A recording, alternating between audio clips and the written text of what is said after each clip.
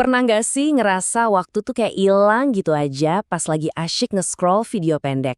Nah, hari ini kita bakal bongkar mesin di baliknya.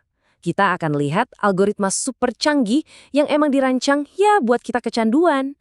Ini nih yang jadi otaknya TikTok, Instagram Reels, dan juga YouTube Shorts.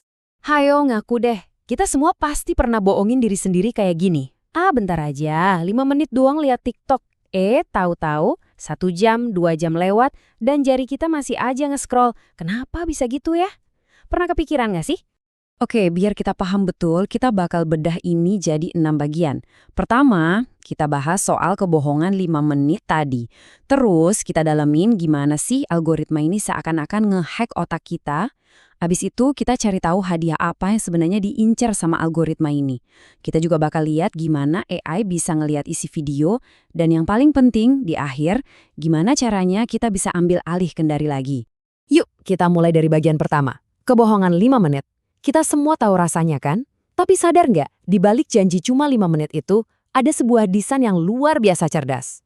Tujuan utama halaman For You itu cuma satu, dan simple banget. Bikin kamu terus-terusan nge-scroll. Ini bukan kebetulan loh, ini benar-benar direkayasa. Nah, pertanyaannya, gimana cara kerjanya? Jawabannya tuh nggak cuma soal kode-kode rumit, tapi ada di dalam kepala kita sendiri. Makanya, kita lanjut ke bagian kedua, otak dan TikTok. Di sini nih, kita bakal lihat gimana algoritma ini benar-benar mainin psikologi kita. Kunci utamanya itu ada di konsep psikologi yang namanya jadwal hadiah variabel. Gampangnya gini, bayangin kamu dapat hadiah, tapi waktunya acak dan nggak bisa ditebak. Nah, justru karena nggak pasti itu, kita jadi penasaran dan pengen balik lagi. Persis, ini cara kerja yang sama kayak mesin slot di kasino. Coba deh, bayangin, ini yang disebut efek mesin slot. Kalau kamu menang terus-terusan, pasti jadi bosen kan? Sebaliknya, kalau nggak pernah menang sama sekali, ya kamu bakal nyerah. Tapi, gimana kalau kamu menangnya itu kadang-kadang? Dan kamu nggak tahu kapan bakal menang lagi. Nah, ini yang bikin kamu bakal terus nyoba. Analoginya tuh pas banget. Narik tuas mesin slot, itu sama aja kayak kita nge-scroll feed. Dapat jackpot, itu pas kita nemu video yang keren banget, yang pas buat kita. Terus kalau kalah, ya itu pas kita ngelewatin video yang ngebosenin. Dan ini kuncinya. Algoritma sengaja nyelipin video yang biasa-biasa aja, supaya pas kita nemu video bagus, rasanya tuh kayak dapet jackpot beneran. Oke, jadi sisi psikologinya udah kebayang ya.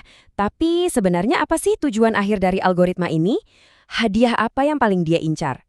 Jawabannya simple banget. Dan ini kita bahas di bagian ketiga. Hadiahnya adalah perhatian kita. Pasti banyak yang penasaran, apalagi para kreator konten nih. Mana sih yang lebih penting buat algoritma? Likes atau comments? Apa sih rahasianya biar video bisa viral? Dan jawabannya ternyata bukan dua-duanya ya. Mungkin ini agak kagetin ya, tapi likes dan comments itu bukan metrik yang paling utama. Ini dia poin paling pentingnya. Metrik nomor 1 yang diincar algoritma adalah watch time atau waktu tonton. Bukan likes, bukan comments, tapi sesimpel berapa lama sebuah video bisa bikin mata kita nempel di layar. Itulah mata uang yang paling berharga di dunia ini. Terus, gimana cara algoritma ngelacak perhatian kita? Lewat beberapa sinyal kunci. Pertama, kamu nonton videonya sampai habis nggak? Kedua, kamu ulang lagi nggak videonya? Dan yang paling kuat sinyalnya, kamu nge-share video itu ke temen nggak? Kalau sebuah video bisa bikin kamu ngelakuin ini semua, wah, itu dianggap emas sama algoritma dan bakal langsung disebar lebih luas lagi. Tapi, tunggu dulu. Ada pertanyaan lagi. Gimana caranya algoritma bisa tahu sebuah video itu menarik, bahkan sebelum ada yang nonton?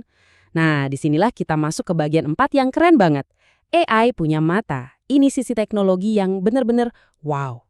Semua ini berkat teknologi yang namanya computer vision atau visi komputer.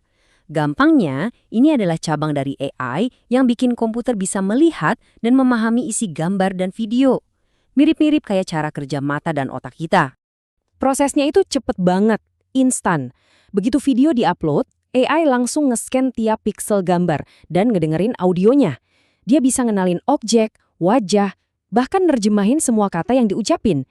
Jadi misalnya nih, kamu ngomong skincare di video, AI langsung tahu video kamu itu soal kecantikan, bahkan sebelum kamu ngetik satu pun tagar. Oke, Sekarang kita udah tahu gimana algoritma ngertiin isi video. Tapi gimana caranya dia ngejaga feed kita biar tetap seru dan gak ngebosenin? Nah, ini kita masuk ke bagian 5. Kenali algoritma kamu. Ini semua soal permainan keseimbangan yang jalan terus-terusan. Jadi, algoritma itu punya 2 jurus utama. Jurus pertama namanya eksploitasi.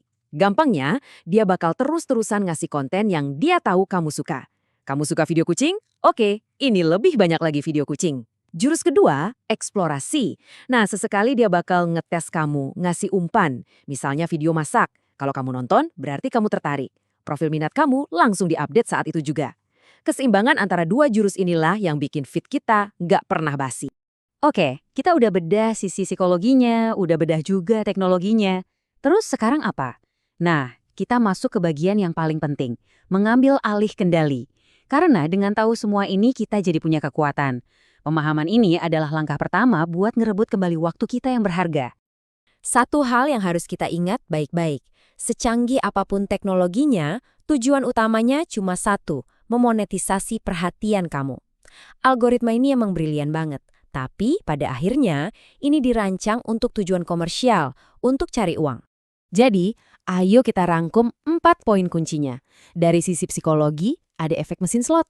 Metrik terpentingnya, waktu tonton, bukan likes. Teknologinya, ada AI yang bisa melihat isi konten. Dan strateginya, keseimbangan antara mengeksploitasi kesukaan kita dan mengeksplorasi hal baru. Keempatnya kerja bareng buat satu tujuan, bikin kita terus nge-scroll. Nah, sekarang kamu udah tahu aturannya. Kamu udah tahu cara mainnya. Pertanyaannya sekarang bukan lagi soal algoritma, tapi soal kamu. Dengan bekal pengetahuan ini, apa kamu bakal biarin algoritma yang ngendaliin kamu? Atau kamu yang akan mengambil alih kendali?